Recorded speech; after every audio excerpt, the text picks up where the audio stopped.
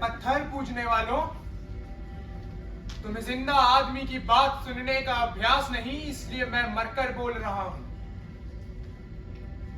जीवन भर जिसकी ओर तुम आंख उठा करके नहीं देखते, उसकी सड़ी लाश के पीछे जुलूस बनाकर चलते हो। जिंदगी भर जिससे तुम नफरत करते रहे, उसकी कब्र पर चिराग जलाने जाते हो। मरते दम तक जिसको तुमने चुल्लू भर पानी तक ना दिया, उसके हर गंगा जी को ले जाते हो। तुम जीवन का तिरस्कार और मरण का सत्कार करते हो, इसलिए मैं मरकर बोल रहा हूं। मैं नर्क से बोल रहा हूं। लेकिन मुझे क्या पड़ी थी कि जिंदगी भर बेजुबान रह के आज नर्क के इस कोने से तुमसे कुछ बोलता। पर मैंने आज ही सुना कि मुझ अभागे की मौत से तुम्हारे वहां के बड़े बड़े लोगों में चकाचक हो गई। मैंने सुना कि तुम्हारे सांसद के एक मंत्री ने कहा कि मेरी मौत भूख से नहीं हुई, बल्कि मैंने आत्महत्या की है। आत्महत्या? मारा जाऊं और खुद ही अपनी मौत का जिम्मेदार ठहराया जाऊं। भूख से मर जाऊं और भूख को मुझे मारने का श्रेय तक ना मिले। अन्न अन्न की पुकार करता मर जाऊं और मेरे मौत के कारण में अन्न का नाम तक ना आए। खैर, यह सब तो मैं बर्दाश्त कर लेता। तिरस्कार का स्वाद चखते चखते मेरे लिए सहानुभूति उसी तरह रुचिकर हो गई है जैसे शहर में रहने वालों के लिए देहात का शुद्ध घी। लेकिन आज एक घटना इस लोक में घटी। हुआ कुछ यूं कि नर्क और स्वर्ग को अलग करने वाली दीवार के उस पार से मेरा कुत्ता मुझे झांक कर देखता है और कुर कुर करके प्यार जताने लगता है। उसको देख मेरे आश्चर्य और शोक का ठिकाना ना रहा कि मैं यहां नर्क में और मेरा कुत्ता वहां स्वर्ग में। मेरा कुत्ता, बड़ा ही प्यारा कुत्ता, युधिष्ठिर के कुत्ते से भी प्यारा। जब से मेरी स्त्री एक धनी के साथ भाग गई, इस कुत्ते ने मेरा साथ दिया। साथ ऐसा दिया कि मरा भी साथ। कभी मुझे छोड़ के नहीं गया। पास का ही एक सेठ इसको पालना चाहता था। सेठानी इससे बहुत लगाव करती थी, लेकिन इसने मुझे ना छोड़ा। कभी लुभाया नहीं, कभी ललचाया नहीं, और बस मुझे इसी बात का सुख है कि ये आज आनंद से स्वर्ग में है। लेकिन अपने प्रति हुए इस अन्याय को मैं बर्दाश्त नहीं कर सकता था। अरे भाई, ये तुम्हारा कोई मृत्यु लोक थोड़े ही है कि जहां फरियाद ही ना सुनी जाती हो, जहां फरियादी को ही दंड दे दिया जाता हो, जहां लाल फीत के कारण लगी आग को बुझाने का ऑर्डर 3 साल बाद दिया जाता हो। यहां पर सबकी फरियाद सुनी जाती है। और इसीलिए मैं भाग के भगवान के पास गया और मैंने प्रार्थना करी, हे भगवान, पृथ्वी पर इतने वर्ष अन्याय सहने के बाद मैं यहां इस उम्मीद में आया था कि मेरे साथ न्याय होगा। लेकिन ये क्या, मैं यहां नर्क में और मेरा कुत्ता वहां स्वर्ग में। कभी मैंने कोई गलत काम नहीं किया भगवान। भूखा मर गया, लेकिन कभी चोरी नहीं की, किसी के सामने हाथ नहीं फैलाए। और ये कुत्ता, अरे एक मामूली कुत्ते जैसा ही तो था ये। कई बार तो आपका भोग खाते हुए पिटा है भगवान, और आपने इसे स्वर्ग में रख लिया। और तब भगवान ने एक बड़ी सी बही निकाली और बही का एक पेज पलटा और एक पेज पलटा, एक और पेज पलटा और चश्मा लगाया और चश्मा लगा। हाँ भाई, भगवान भी चश्मा लगाते, कभी कभी उन्हें भी कम दिखता है। तो भगवान ने चश्मा लगाया और चश्मा लगाकर कहते हैं, यहां लिखा है कि तुमने आत्महत्या की। नहीं भगवान, मैंने आत्महत्या नहीं की, मेरी मौत तो भूख से हुई है। भगवान कहते हैं, नहीं, ये तुम झूठ बोलते हो। यहां साफ साफ लिखा है कि तुमने आत्महत्या की, और यही बात तुम्हारे अन्न मंत्री ने सांसद में कही, और तुम्हारे पोस्टमार्टम से भी यह बात सिद्ध होती है। और भगवान आसमान से गिरते गिरते बचे, नहीं तो पृथ्वी पर आ जाते जब मैंने उनसे यह बात कही कि वो रिपोर्ट झूठी है। मेरा पोस्टमार्टम तो कभी हुआ ही नहीं, मेरे मरने के तुरंत बाद ही मुझे जला दिया गया था, और 10 दिन बाद जब संसद में प्रश्नोत्तर हुए तो पोस्टमार्टम क्या मेरी राख का हुआ। और तब मैंने भगवान को पूरी बात बताई।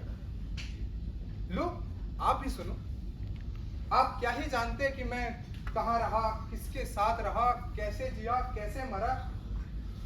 अब ये दुनिया इतनी बड़ी है कि कोई किसी का हिसाब रखता ही नहीं।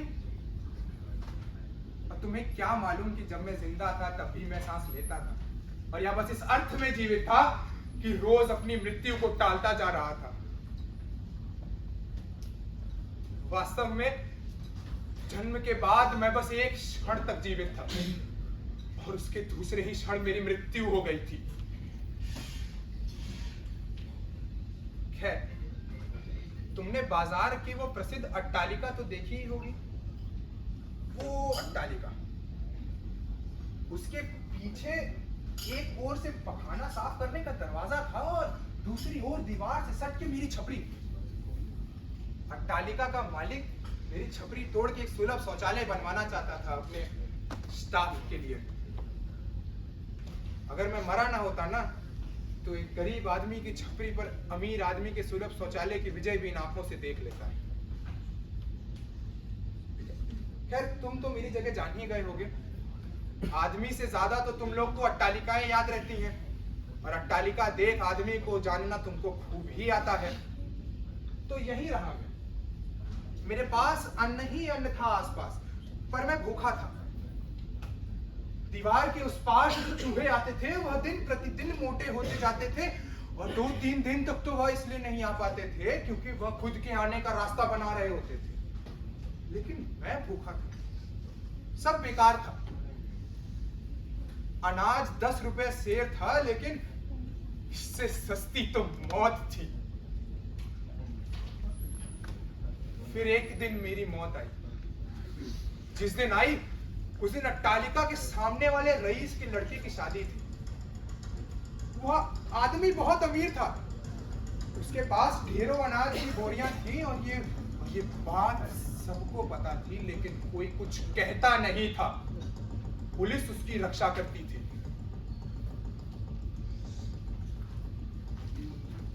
और फिर मौत ने अपना काला पंजा कसना शुरू किया। पेट में मरोड़ आई, आंखें धुंधली हो रही थी। दीवार के उस पार से पकवानों की सुगंध आ रही थी। संतोष सिर्फ इस बात का था कि पकवानों के आसपास होगी मेरी मौत। जब मैं मर रहा था तो मेरा कुत्ता बरबस दीवार के उस पार चला गया और वहां जाकर पकवान खा गया। वहां के मालिक ने उसे खींचकर एक डंडा मारा और वह कहता हुआ मेरे पास आके पड़ गया। चीखता रहा चीखता रहा बेचारा। मेरे भी प्राण निकल रहे थे, लेकिन इस जानवर के सामने रोने में मुझे लज्जा आ रही थी। और फिर पेट में आखिरी मरोड़ आई और पंछी ने पिंजरा तोड़ा। मेरे कुत्ते ने भी साथ में दम तोड़ा। डंडे की मार बड़ी मरहूम थी।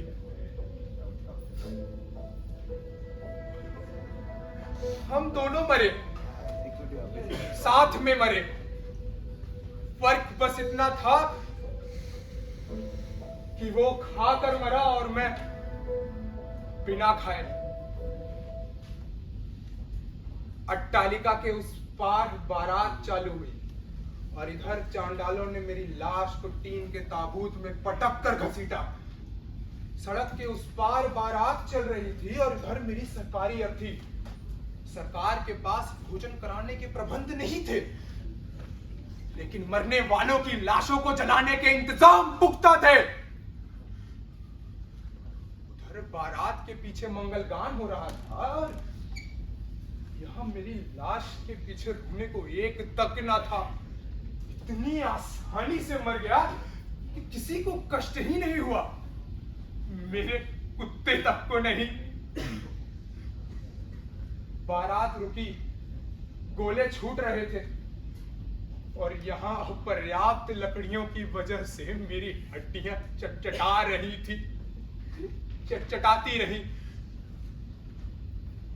और मेरे मरने के बाद जब मुझे यहां नर्क भेज दिया गया तो मुझे कुछ खास दुख नहीं हुआ, क्योंकि ये जगह कुछ उस जगह से अलग ना थी जहां मैं रह चुका था जिंदगी भर।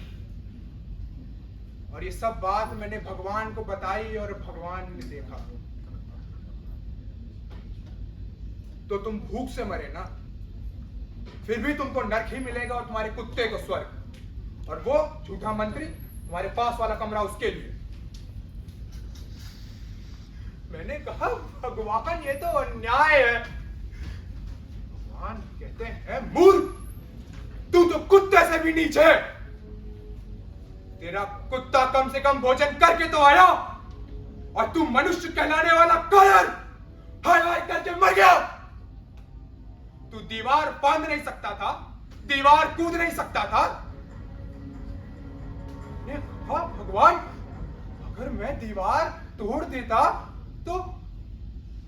तो ये पाप ना होता। तब भगवान क्रोधित हो जाते हैं और कहते हैं पाप पुण्य के झमेले में पड़ने वाले कायर, वो दीवार क्या मैंने बनाई थी? ये तमाम दीवारें तो तुम मनुष्य ने बनाई है और इनको तोड़ने में तू पाप पुण्य देखता है। तुझसे ज्यादा समझदार तो तेरा कुत्ता है, जो कम से कम दीवार फांद के खुद से खाना खाया, मर के यहां आ गया, और तू एक बुज़दिल कीड़े जैसा मरा।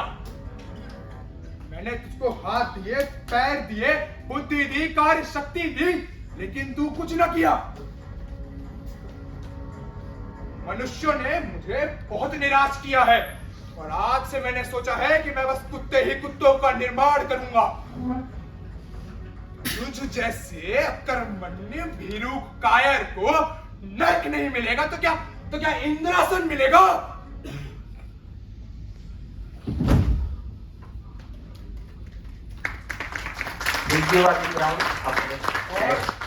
और मैं नर्क में फेंक दिया जाता हूं। और इस नर्क से मैं आपसे एक बात कहना चाहता हूं। मेरे देशवासियों,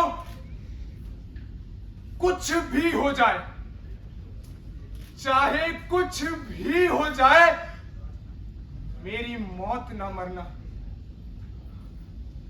मेरे कुत्ते जैसी मौत मर जाना, लेकिन मेरी मौत ना मरना।